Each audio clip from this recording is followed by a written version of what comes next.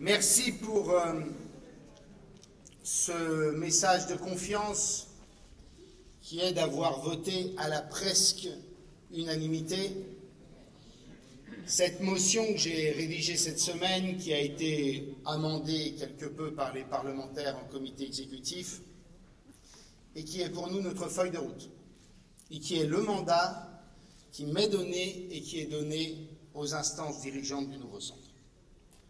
Au moins, désormais, les choses sont claires.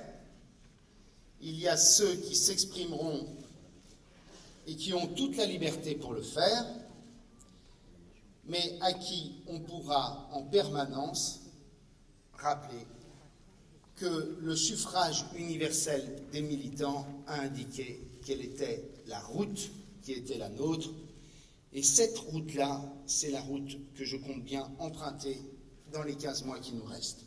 Donc merci pour ce formidable message de confiance. Merci aussi de vous être déplacés si nombreux, vous êtes près d'1 millier au moment où on a tous soit des campagnes à venir, soit des campagnes un peu plus tardives, mais les parlementaires sont en campagne permanente. Bref, d'être venus aussi nombreux à cette fin du mois de janvier. Et merci pour le débat de ce matin sur ce que j'appelle la conjonction des centres et sur notre ambition pour 2012. Merci à toi, Laurent, de nous avoir accueillis dans une ville toujours aussi belle, chargée d'histoire. Et merci aussi à toute l'équipe qui a su organiser ce Conseil national en quelques jours. Permettez-moi aussi de dire merci à Jean Arthuis de nous avoir rejoints ce matin, d'être parti de Saint-Mayenne pour venir à Paris nous adresser ce message, à Vincennes ce message, pardon. Je suis très heureux que nous fassions désormais la route ensemble. La Confédération des centres est désormais sur les rails, en attendant que les autres viennent éventuellement pousser la porte. Je veux que la Confédération, mes chers amis, soit le lieu de l'expression de la diversité des centres. Le projet que m'a transmis Jean Arthuis hier de cette Confédération rappelle des choses simples. C'est que cette Confédération, comme nous l'avons indiqué dans notre motion, elle est chargée d'une part de faire en sorte de donner les investitures aux élections et d'autre part de construire le projet. Et il nous appartiendra ensuite de faire vivre la diversité des sensibilités et des appréciations politiques. Mes chers amis, l'UDF savait le faire. Moi, j'en ai des souvenirs précis. Quand vous aviez à la même table Claude Malhuret, Alain Griotré, Simone Veil, Pierre Méhaignerie, Alain Madelin, François Léotard et Valéry Giscard d'Estaing, vous pouviez imaginer qu'il y avait entre eux parfois un certain nombre de divergences beaucoup plus profondes que ce qui nous rassemble entre nous centristes. Eh bien, nous qui sommes défenseurs de la diversité de la société française, nous qui sommes défenseurs d'une démocratie qui soit plus équilibrée, eh bien, nous devons accepter que cette Confédération des centres soit le lieu où s'exprimera la diversité pour que nous en sortions l'intelligence. Eh bien, ce matin, nous avons franchi le premier pas avec la présence de Jean Arthuis parmi nous.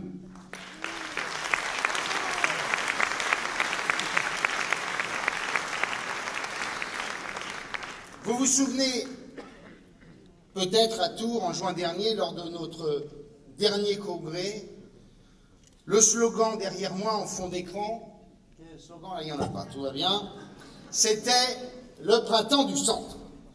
Eh bien, nous avions raison. Les arbres commencent à donner de beaux fruits.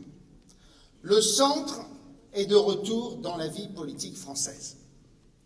On le disait sans idée, et voilà qui le dérange. On le disait inutile, et voilà qu'on le réclame. On le disait sans leader, et voilà qu'il y en aurait trop. Eh bien, mes chers amis, je me souviens qu'il y a un an, je passais mes journées et ma vie à répondre à des journalistes qui me demandaient la différence entre l'UMP et le Nouveau Centre. Sous-entendu, il n'y a aucune différence et donc ça ne sert à rien d'avoir un parti centriste. Je ne sais pas pourquoi, mais pour ma part, c'est quelque chose que je n'entends plus. Et même j'entends, j'allais dire de l'autre côté de la Seine, parce que quand j'étais à l'hôtel de Brienne, l'Élysée, c'était de l'autre côté de la Seine. Eh bien, même de l'autre côté de la Seine, on commence, j'ai l'impression, à s'interroger sur la capacité de pouvoir fédérer l'ensemble de nos compatriotes avec une seule formation politique portant un seul candidat. Eh bien, pour cela, je voudrais vous dire merci. Oui, mes chers amis, cette renaissance, ce renouveau, c'est votre œuvre. Oui, c'est à vous qu'on le doit. Merci d'y avoir cru, même quand tout semblait perdu entre les deux tours des élections présidentielles. Merci d'avoir lutté, même quand la flamme semblait s'éteindre. Merci de n'avoir jamais baissé les bras, même quand tout vous disait d'arrêter. Oui, mes chers amis, à force de courage, de travail, de détermination, le Nouveau Centre est aujourd'hui, et sans contestation possible, une vraie formation politique et la deuxième formation politique de la majorité.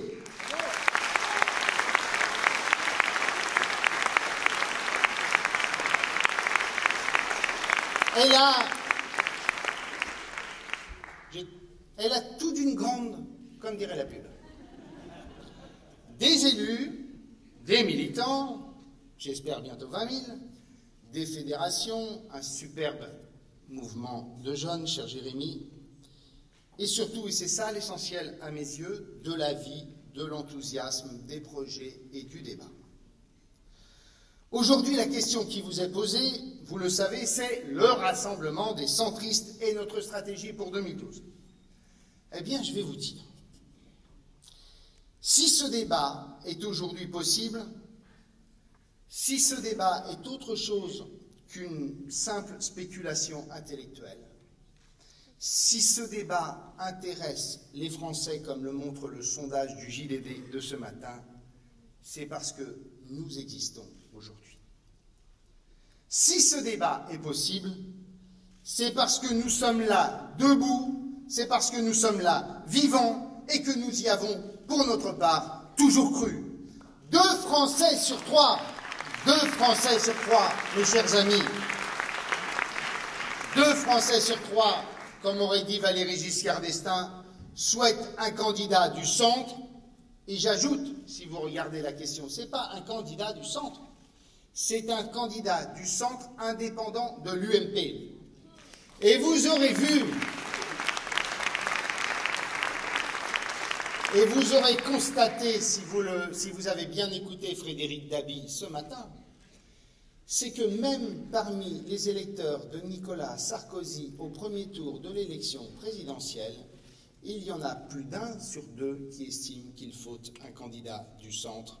Eh bien, je vous le dis, nous permettrons aux Français d'avoir cette expression.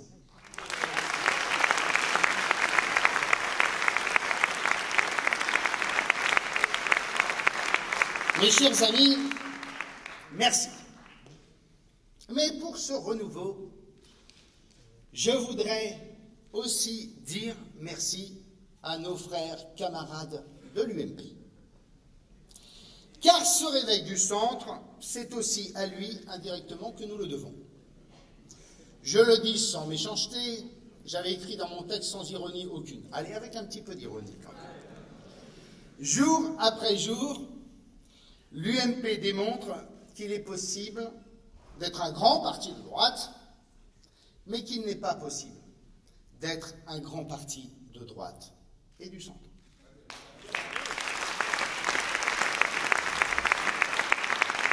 On ne peut pas, mes chers amis, le dimanche, stigmatiser les Français issus de l'immigration, que je veux appeler héritiers de l'immigration, car ils portent un héritage qui est une richesse pour notre nation. Et le lundi, parler de l'intégration. Ces Français qui ne demandent que 3 choses. D'une part, être considérés comme des Français à part entière. D'autre part, être débarrassés de ce que Nicolas Sarkozy avait dans une inspiration géniale qualifiée de racaille et dont le comportement discrédite leur appartenance même et leur volonté même d'être considérés comme des Français à part entière. Et la 3e chose qu'il demande, c'est d'avoir les mêmes chances que tous les Français, pas plus ni moins.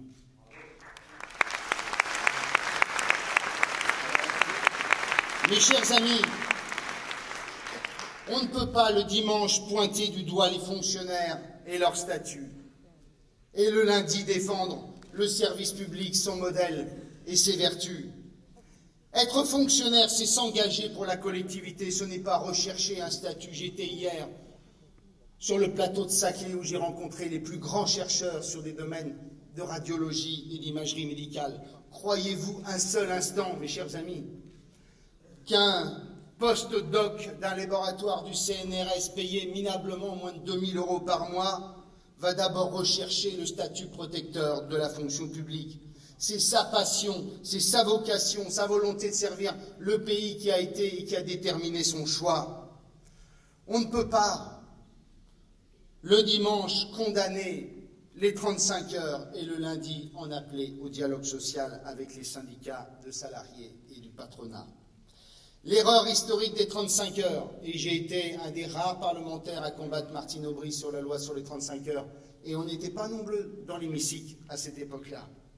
L'erreur historique des 35 heures, qui est une erreur autant culturelle qu'économique, parce qu'elle a d'abord instillé l'idée que moins on travaillait, plus on était heureux, alors que travailler, c'est faire sens à sa vie.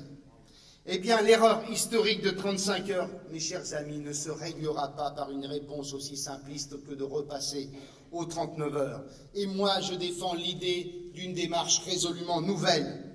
Une loi qui fixe les grandes règles de protection des salariés, comme la durée maximale, le repos hebdomadaire ou le repos quotidien, bref, celle qui garantit l'ordre public social et qui laisse ensuite, comme on le fait en Allemagne, comme on le fait dans les pays scandinaves, aux partenaires sociaux le soin, branche par branche, de fixer la durée du travail en fonction des caractéristiques de leur secteur d'activité.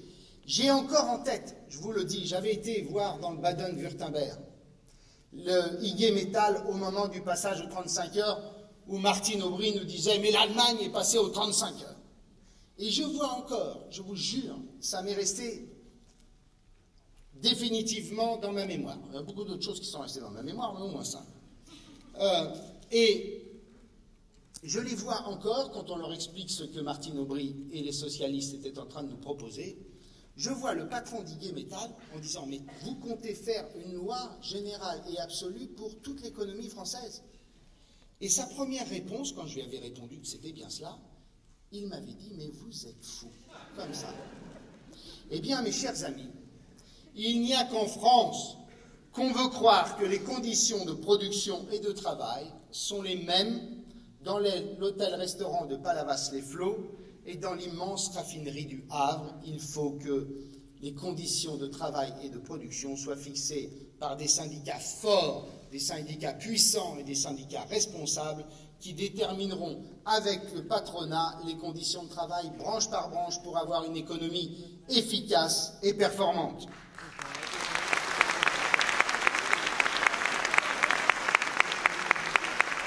On ne peut pas, mes chers amis, le dimanche, saluer la libération d'Aung San Suu Kyi et le lundi proposer à Ben Ali notre aide pour former sa police.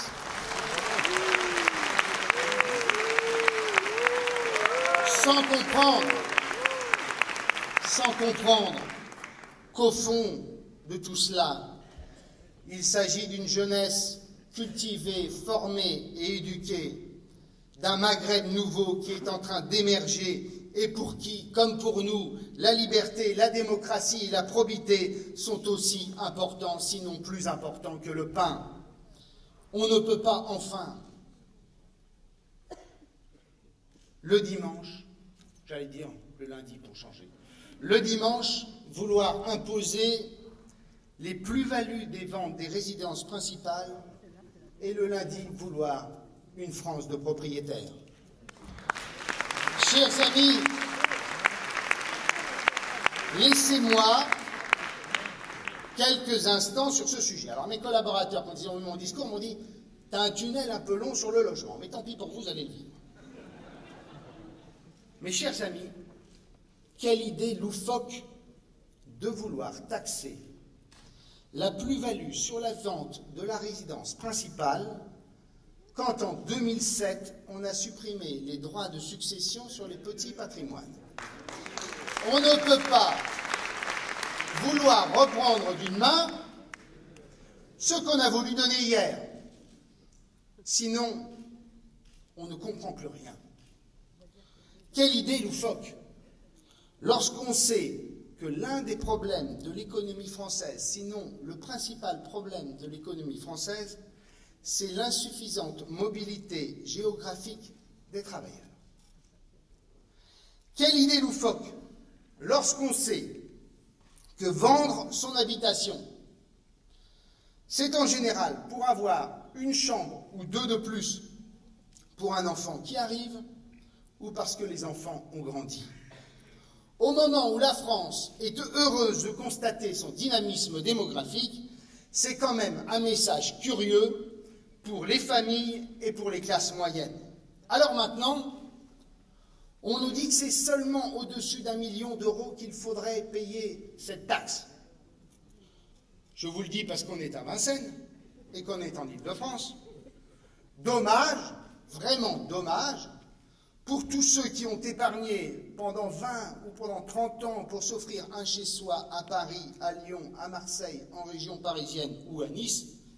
Et dommage, vraiment, alors là, totalement dommage, pour ceux qui ont eu le malheur d'hériter d'un bien de leurs parents dont le prix s'est envolé avec la hausse de l'immobilier, comme quoi il valait mieux finalement ne pas permettre la transmission du patrimoine aux descendants.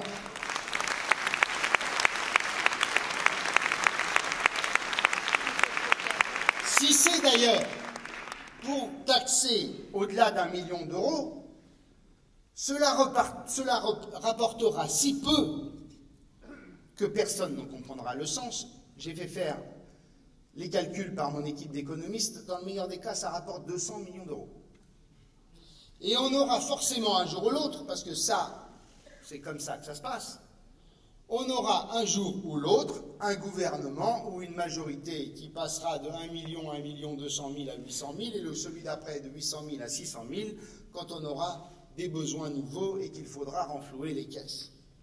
Alors, mesdames et messieurs, chers amis, on inquiète des millions de Français.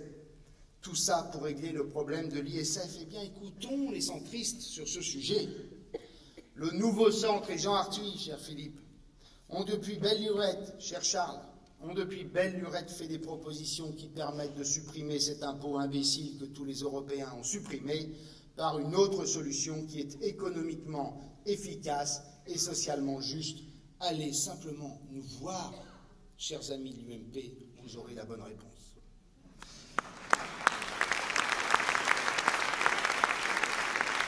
Moi, mes chers amis, ce que j'attends, je ne vous ai jamais parlé de logement, mais comme j'ai fait un tour de France depuis 8-9 mois, j'ai eu l'occasion de travailler sur ces sujets. Je me souviens de déplacements à Tours, à Lyon, à Coudou même, à Paris. Et je voudrais vous dire un certain nombre de choses. Ce que j'attends, moi, en matière de logement, ce ne sont pas des nouveaux impôts. Ce sont des propositions et je vais vous en faire quelques-unes. Le logement, ce n'est pas un problème technique. C'est un problème politique central, majeur, car il conditionne tout de la vie familiale et de la vie de chacune et de chacun d'entre nous. La sécurité, cela commence par un toit, et j'ai pu le voir lorsque je suis allé visiter des centres d'hébergement d'urgence il y a 3 semaines dans le 12e arrondissement. Et le logement, ça doit être une priorité absolue dans notre projet politique. Personne ne parle de ce sujet. Et pourtant, c'est une préoccupation pour chacune et chacun d'entre nous. Les Français, mes chers amis, y consacraient 15% de leurs revenus annuels. Savez-vous combien ils y consacrent aujourd'hui? 26% de leurs revenus annuels. Et comment en sommes-nous arrivés là? La période Jospin a été catastrophique. On n'a jamais construit aussi peu de logements en France. Du coup, il manque aujourd'hui 1 million de logements et il faudrait construire au moins 400 à 500 000 logements par an pour revenir à un marché moins tendu tous les 10 ans. Alors permettez-moi de vous accueillir la deuxième hirondelle qui fera de ce jour une date historique, Marie-Noëlle Lenoir, ancienne ministre des Affaires européennes de Jacques Chirac, qui a décidé de nous rejoindre et de travailler avec nous.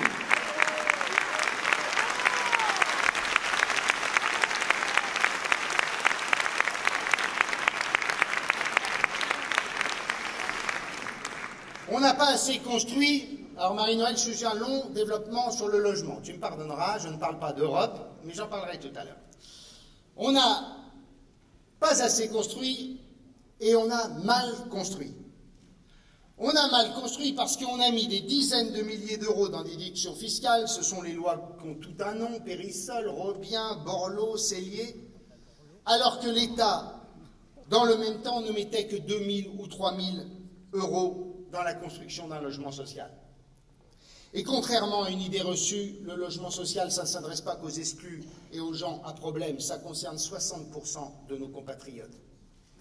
On a mal construit aussi parce qu'on a trop construit de logements neufs dans les régions où il n'y avait pas de problème. J'ai encore le souvenir d'un déplacement en Corrèze, près de Brive, mon cher Philippe. Toi qui es un investisseur majeur, je te déconseille d'aller là-bas.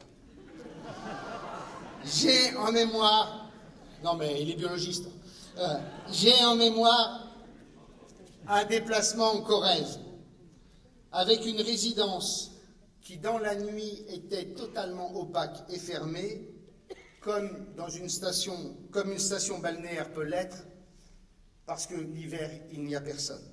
Et dans le même temps, mes chers amis, et dans le même temps, savez-vous combien de Français en situation de précarité, de familles sans toit, sont logés dans les hôtels parisiens chaque soir?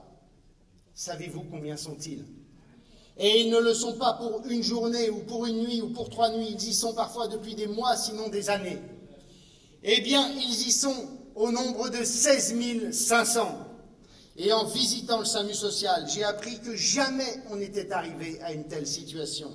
Oui, chers amis, 16 500 personnes sont logées à Paris, aux frais du contribuable, dans des hôtels, faute d'avoir autre chose à leur proposer que la rue. Eh bien, ce genre de scandale, je veux que nous soyons ceux qui les dénoncions.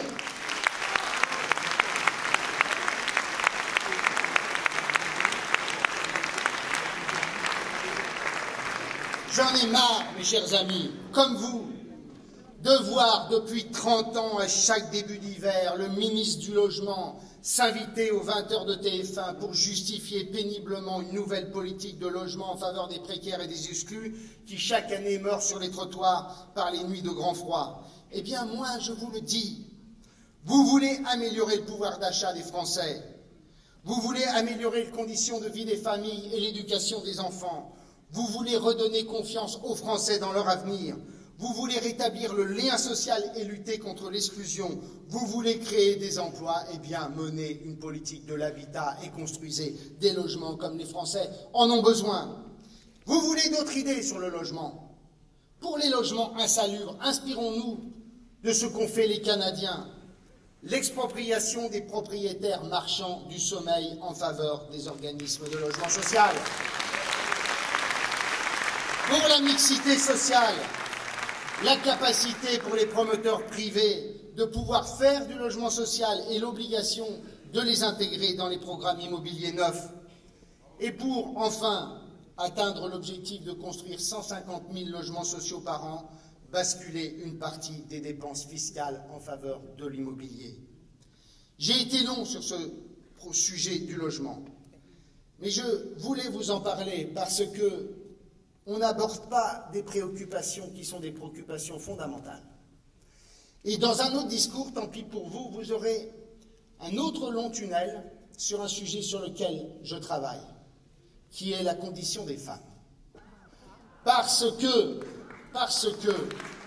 nous devons, mes chers amis, avoir un projet politique résolument novateur à partir d'un constat simple, c'est que les structures familiales ont été terriblement transformées ces 20 dernières années et que pour les femmes monoparentales élevant leurs enfants, nous ne sommes pas à la hauteur des problématiques qui sont les nôtres.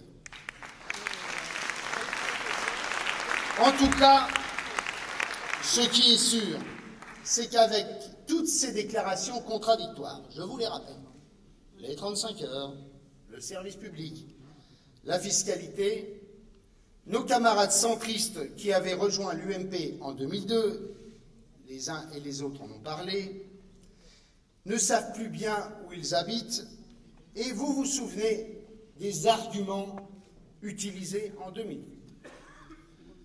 Je les cite. À l'UMP, on sera plus fort. On fera mieux entendre notre voix. On influencera la machine de l'intérieur. Je vous souviens même de ceux qui disaient « Les RPR, vous allez voir, on va les bouffer en 2 temps, 3 mouvements. » On a vu, et on a vu surtout qui a bouffé qui. Tous les postes clés, tous, sont trustés par tous les ex-RPR, par tous les enfants et les petits-enfants de Jacques Chirac. L'Élysée, Matignon, la présidence de l'Assemblée nationale, la présidence du Sénat, les 2 ministres d'État qui sont eux-mêmes 2 anciens patrons du RPR, les numéros 3 et 4 du gouvernement, même le président du Conseil constitutionnel.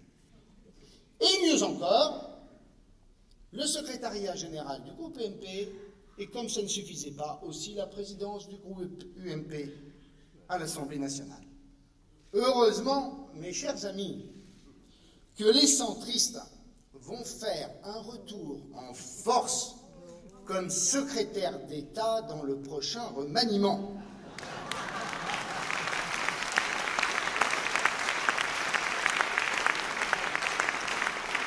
Et tellement en force et à des postes tellement majeurs qu'on n'a pas jugé utile de les créer au mois de novembre. Merci donc à vous, merci à l'UMP pour notre renouveau, mais je crois qu'il y a plus sérieusement une 3e raison à ce regain d'intérêt pour notre famille. C'est d'avoir démontré depuis des mois notre détermination à porter nos couleurs et à porter nos couleurs à la prochaine présidentielle pour porter un message moderne dont la France a besoin. C'est d'avoir dit et redit que notre vocation, mes chers amis, n'est pas de cirer le banc de touche de la plus grande de nos compétitions politiques. C'est d'avoir affirmé haut et fort depuis des mois qu'une élection présidentielle sans un vrai candidat centriste, ce ne serait pas une vraie élection présidentielle. Et qu'une famille politique qui n'a pas de candidat, c'est une famille politique qui n'existe pas, car en politique, seul le suffrage universel compte. Oh, je sais bien que tout le monde n'est pas encore convaincu, même ici, dans cette salle, ou enfin, dans notre famille. C'est vrai que chez les centristes, on est parfois plutôt Cyrano que Christian. Ça ne nous dérange pas, élection après élection, d'être dans le personnage du vieil ami qui vient pour être drôle. Ça ne nous dérange pas d'être simplement la voix dans la nuit. On a les idées, mais ce n'est pas grave que ce soit un autre qui les porte. On a des militants, mais ça ne nous dérange pas de les mettre au service des autres. On a les candidats, mais on préfère prendre celui du camp d'en face.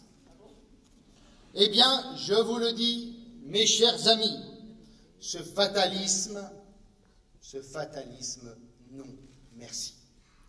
Ce renoncement, non merci.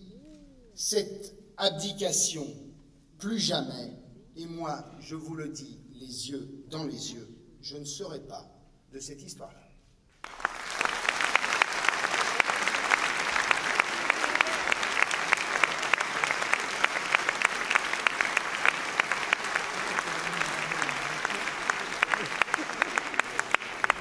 Le centre, qui fut tout et qui ne fut rien selon une formule célèbre, eh bien moi, mes chers amis, cet épitaphe, je n'en veux plus pour notre parti, et je crois que vous non plus.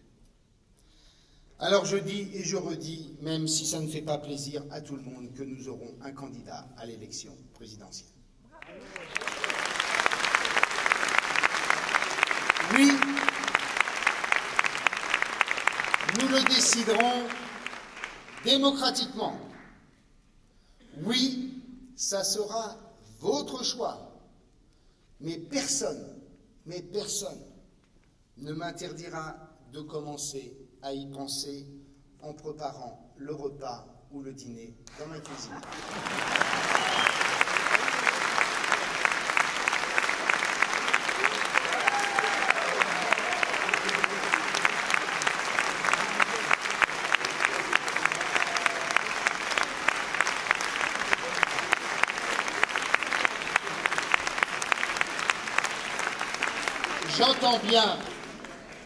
J'entends bien le leitmotiv du rassemblement. Non seulement ce tube de rassemblement des centristes, je l'entends, mais je vais vous dire, j'y adhère. Rassurez-vous, il est, comme diraient mes deux jumeaux, sur ma playing list. Depuis plusieurs mois, nous montrons par le geste et la parole notre volonté d'ouverture. Et je le redis à tous nos amis, une place à la table commune leur sera toujours réservée. Nous avons besoin de leur expérience, nous avons besoin de leurs idées, nous avons besoin de leur envie. Donc j'entends bien cet appel à une conjonction des centres, mais pour moi, il ne précède pas notre candidature. Il n'en est pas la condition ni le déterminant. Le rassemblement pour le rassemblement, ça ne rime à rien. Moi, je préside un parti politique, je ne préside pas un club de Scrabble. Et d'ailleurs, s'il avait fallu attendre le rassemblement des centres en 2002 et en 2007, nous n'aurions eu aucun candidat. En 2002, tout le monde, ou presque, était parti dans la maison d'en face. En 2007, comme on devait être encore trop nombreux, nous sommes devenus encore moins, puisque certains avaient quand même trouvé le moyen d'aller rejoindre l'UMP sur les tréteaux des meetings. Je vais vous dire quelque chose, puisqu'on est contre nous, qu'il n'y a pas de médias et qu'il n'y a personne. Je vais vous dire une chose. Je ne suis pas rancunier. D'ailleurs, c'est un de mes défauts, je devrais l'être plus. Mais j'ai une vertu. Tant pis, je ne veux pas être modeste. J'ai une formidable mémoire. Et j'ai une mémoire extrêmement précise. J'ai occupé auprès de François Bayrou un poste stratégique qui était la présidence du groupe parlementaire. C'est un formidable observatoire du caractère et de la nature des hommes. Formidable. Et j'ai encore en tête les déclarations définitives de certains sur l'échec assuré de François Bayrou à la fin de l'année 2006, quand il était scotché à 4% dans les sondages. Les mêmes, exactement les mêmes, qui 4 mois plus tard, avec un Bayrou à 18,5%, s'emportaient dans des envolées lyriques le soir dans les avions qui nous ramenaient des meetings. Je me souviens aussi de ceux qui prenaient des rendez-vous nocturnes auprès de François Bayrou, des rendez-vous collectifs pour se donner de la force. Ils lui demandaient instamment de renoncer et de soutenir Nicolas Sarkozy dès le premier tour. 6 mois plus tard, je parle devant les parlementaires qui sont là et qui ont été solides, ils étaient devenus plus bayrouistes que Bayrou. Et être plus bayrouiste que Bayrou, Dieu sait pourtant que c'est dur.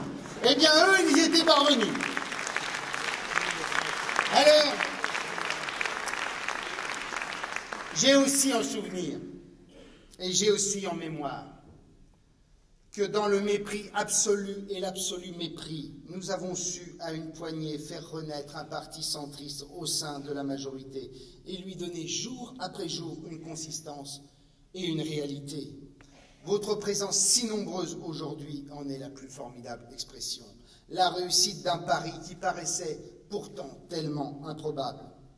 Eh bien, mes chers amis, et même si je vous l'ai déjà dit dans mon précédent discours du Congrès de Tours, je me désole parfois des stratégies personnelles, des combinaisons diverses et variées, des nominations soudaines et appropriées de nos amis centristes à de nouvelles fonctions, ces pots de banane en tout genre qui n'ont qu'un seul objectif, tenter de m'affaiblir et surtout tenter d'affaiblir notre mouvement. Eh bien, je vous rassure, plus j'assiste à cette scénographie tellement classique de la vie politique française, plus ma détermination pour porter notre message est absolument totale.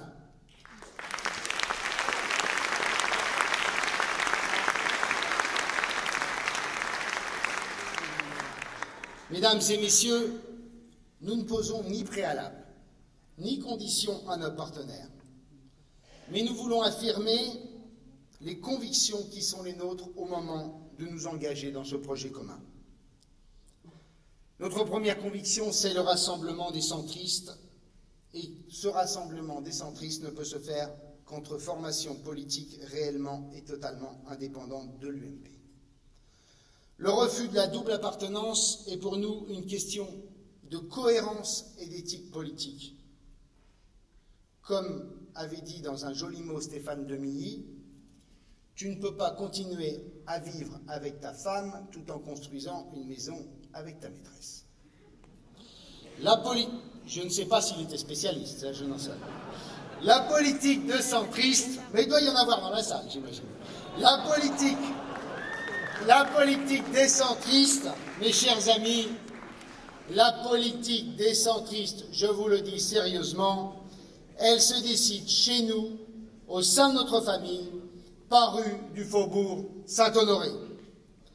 Nous avons gardé et rénové la vieille famille centriste. Nous avons regagné des élus et des militants. Nous avons repris pied dans le débat d'idées. Tout cela, je vous le dis, je ne le laisserai pas se déliter en échange de promesses incertaines ou de simples intentions. En rassemblant, je veux additionner les déterminations et pas les hésitations. Je veux multiplier les initiatives concrètes, pas les exercices ou les spéculations à 3 bandes ou à 2 balles. Première conviction, c'est l'indépendance. Et ma deuxième conviction, c'est la clarté des alliances. Nous ne voulons ni de centrisme de lévitation, ni un centrisme d'opposition, mais nous voulons un centrisme de construction.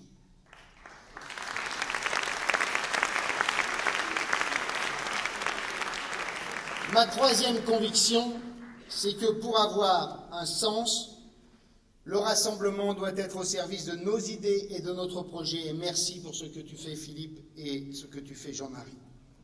La réforme fait peur, mais le projet fait sens. D'abord, un rappel pas inutile. Je pense à l'heure où poussent en Europe les mauvaises herbes de l'extrémisme et du populisme. Vous ne l'avez probablement pas bien lu, mais c'est écrit noir sur blanc dans notre motion. L'affirmation de nos valeurs humanistes et européennes, je cite, et le rejet de tout extrémisme sont à la base de notre engagement et du projet que nous allons construire. Mes chers amis, je vous le dis, nous ne serons jamais, entendez-vous bien, jamais, dans un accord gouvernemental qui aurait la moindre indulgence de près ou de loin à l'égard du Front National et de l'extrême droite.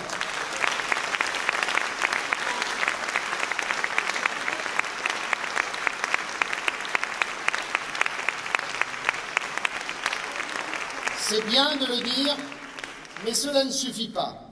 Il faut aller aussi sur le terrain pour écouter les Français, pour rendre la parole à cette France muette.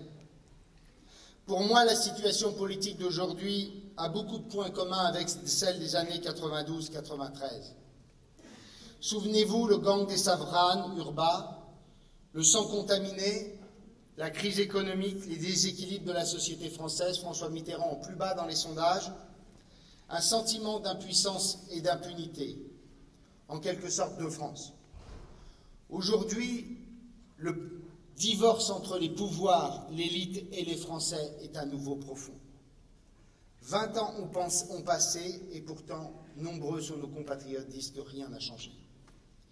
Le pouvoir qui dit s'occuper de tout et tout régler, mais qui, à force d'oublier l'exercice sobre du pouvoir, souligne sa propre impuissance. Le même sentiment d'impuissance après une immense espérance née de l'élection présidentielle. Une France frappée par la crise, moins que les autres, mais dont la croissance reste invariablement molle alors qu'elle reprend chez nos voisins allemands. Ayez simplement en tête une chose, c'est que nos amis allemands sont capables d'être excédentaires dans leurs échanges commerciaux avec la Chine, comme quoi, avec des salaires 15 fois supérieurs aux Chinois, on est capable de s'en sortir dans la globalisation. Des pauvres, toujours aussi nombreux, dont on avait annoncé dans un emballement de campagne qu'il n'y en aurait plus. Des nominations qui ne sont toujours pas exemplaires. Un PS qui, à l'exception de quelques figures, est d'une ringardise effrayante, comme si le monde n'était pas en train de changer. Des banlieues et une diversité présentée comme une menace alors que c'est évidemment une chance. Et tout cela avec un fond de scène qui rend pour le moins nos compatriotes perplexes. Bettencourt, Karachi, le Médiateur, des noms qui sonnent comme des interrogations pour nos concitoyens. Et cette étude qui a été faite par la Fondation d'innovation de la science politique par Dominique Régnier cette semaine, qui est plus interrogative ou dérangeante que toutes les études qui ont été faites. 31 pays ont été testés. 25, pardon. Alors, 25 pays ont été testés, où on interrogeait les jeunes. Et parmi ces questions, il y en avait une qui était: est-ce que la mondialisation est une opportunité ou est une menace? Eh bien, la France, les jeunes Français, considéraient à 50-50, 54% une opportunité, 46% une menace, alors que tous les pays européens, sans exception, étaient au moins à 65% à considérer qu'il s'agissait d'une opportunité.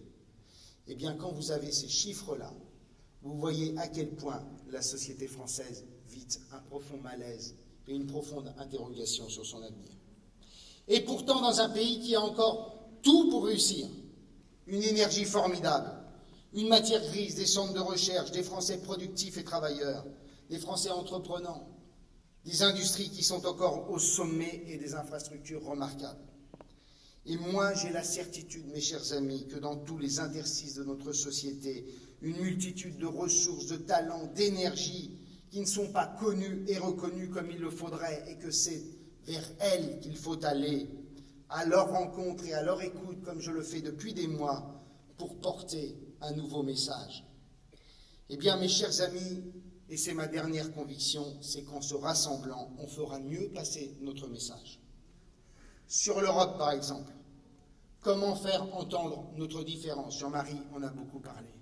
Comment mieux expliquer pourquoi nous avons besoin d'une Europe fédérale reposant sur une avant-garde d'États déterminés à aller de l'avant?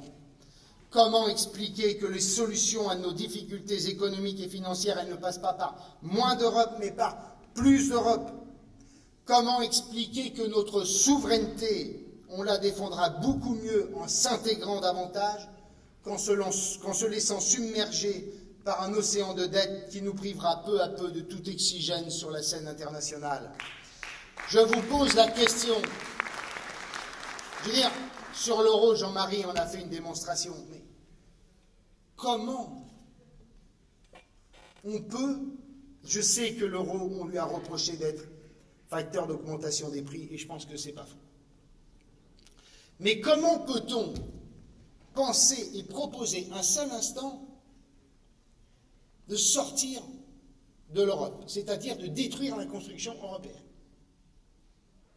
Si nous quittions l'euro, mes chers amis, un seul instant, si nous quittions l'euro, que se passerait-il dans la minute qui suit? Notre nouvelle monnaie, que j'imagine s'appellerait le franc, serait immédiatement attaquée. Et nous serions dans la même situation qu'en 1982, avec des taux d'intérêt qui monteraient à 18 ou 20%, étranglant les ménages les plus modestes et étranglant les entreprises dans leur investissement. Et si nous avions le franc, je vous interroge, croyez-vous que nous arriverions à financer notre dette souveraine avec des taux d'intérêt à 2,5 ou à 3%? Donc comment peut-on proposer une chose pareille? Mais c'est parce que nous savons ce qui manque à l'euro. Ce qui manque à l'euro, c'est un vice de fabrication. C'est qu'on a oublié qu'une monnaie doit être assise sur une puissance et qu'elle doit être assise sur un potentiel de croissance. Et qu'être assise sur une puissance, ça veut dire mettre en commun et mutualiser des éléments de puissance, c'est-à-dire des éléments de défense et de politique étrangère. Et être un potentiel de croissance, c'est sortir l'Europe de cette folie qui constitue la politique de la concurrence libre et parfaite, ou libre et non faussée, et du marché pur et parfait. Nous avons besoin d'une Europe qui porte une politique industrielle et une politique de recherche pour faire naître les grands champions industriels de demain. Nous avons besoin d'une Europe qui a besoin d'une politique budgétaire qui lui permette d'avoir son ambition, c'est-à-dire d'avoir un budget européen reposant sur des impôts européens et sur une capacité d'emprunt européen pour porter les projets d'avenir.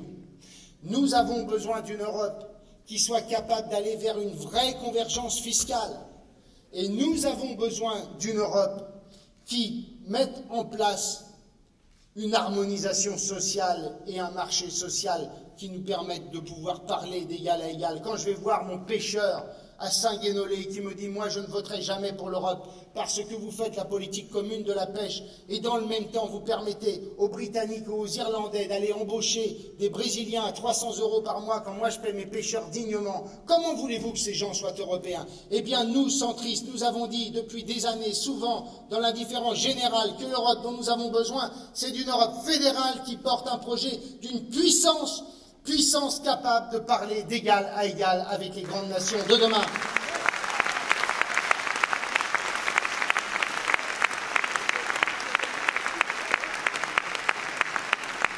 Eh bien, moi, je vous dis ceci, mes chers amis. Le continent qui a vu naître l'humanisme de la Renaissance, le continent de l'habeas corpus, le continent de la Déclaration des droits de l'homme et du citoyen, ne doit pas être obligé, faute de volonté politique, de fermer les yeux sur les droits de l'homme au Tibet et les droits de l'homme en Chine, de peur que les Chinois ne souscrivent plus aux émissions de bons du Trésor.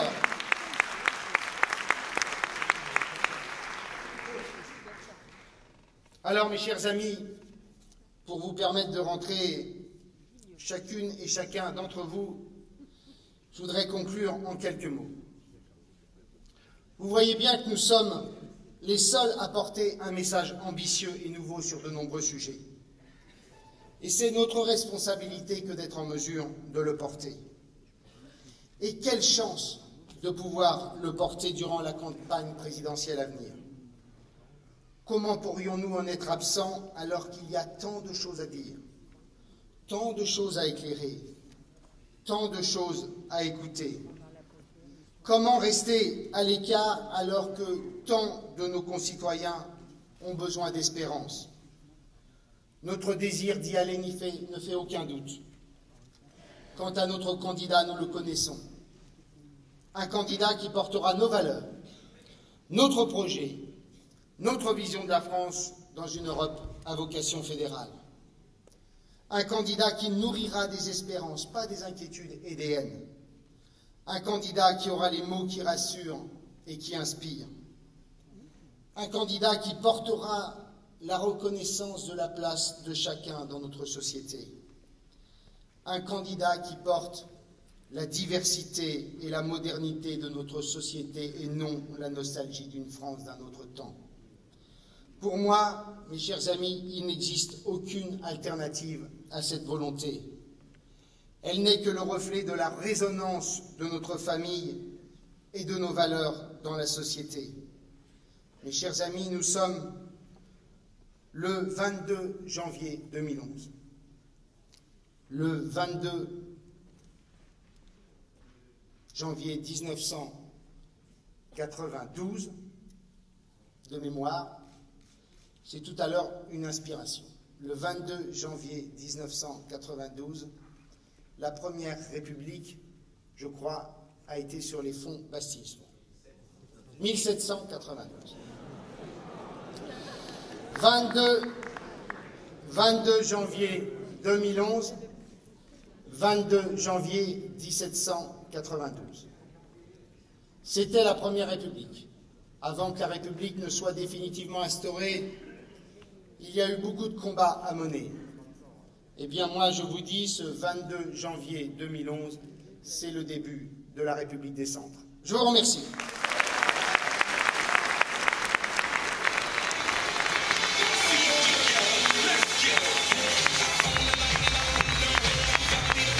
Candidat au cantonal.